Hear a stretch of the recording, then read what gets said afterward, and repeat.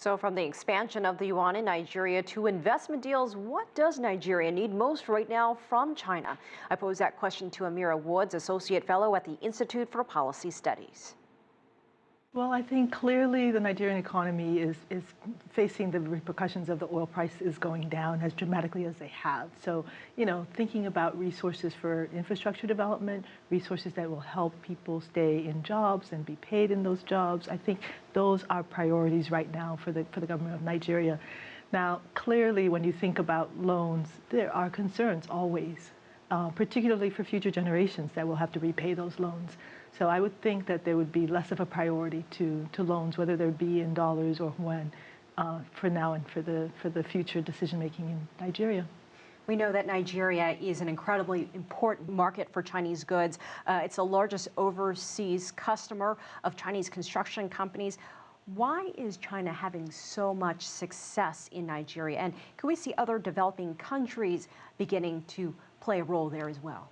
Well, there is a huge trade imbalance. If you think about Nigeria and China, it's been going in a tremendous direction for China, but not so much in a good direction for Nigeria. So there is the easy availability of Chinese products on Nigerian markets. And I think this trip is an opportunity to try to rebalance, to say, can there be perhaps more manufacturing done in Nigeria to help with the issues of unemployment in Nigeria, with the issues of building up a domestic economy in Nigeria? I think those are some of the questions that people within Nigeria are asking in terms of the trade imbalance. Can this be an opportunity to maybe shift it in a more equal direction that also benefits Nigeria? I want to throw out some numbers here.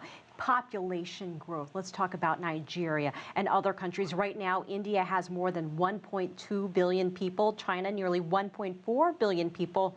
Nigeria has a population of 174 million, but by the year 2100, India is projected to have a slight population increase. China forecasted to drop by several hundred million.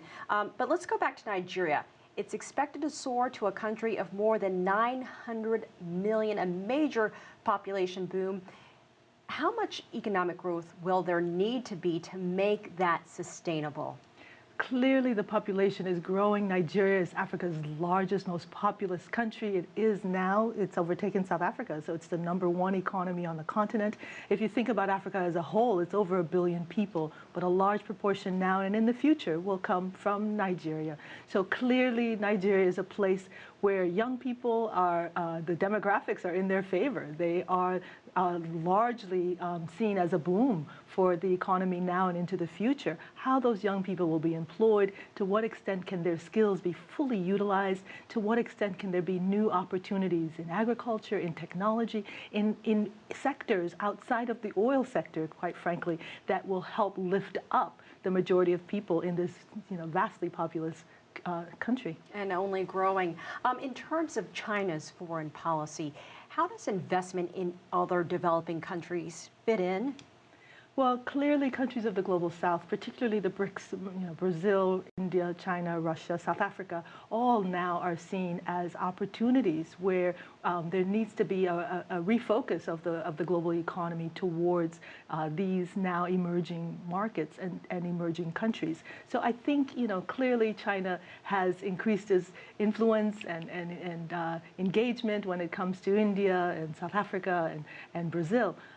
Those engagements have to ramp up. And when you come to the next tier of countries like Nigeria, investments in infrastructure, investments in particularly ways through which economies can be strengthened from the bottom up, not only, again, in oil and mining, but thinking about other sectors where it benefits both countries, both China and the other country. I think those are the opportunities that this trip now with Buhari, this historic trip to China, these are the opportunities that are now on the table.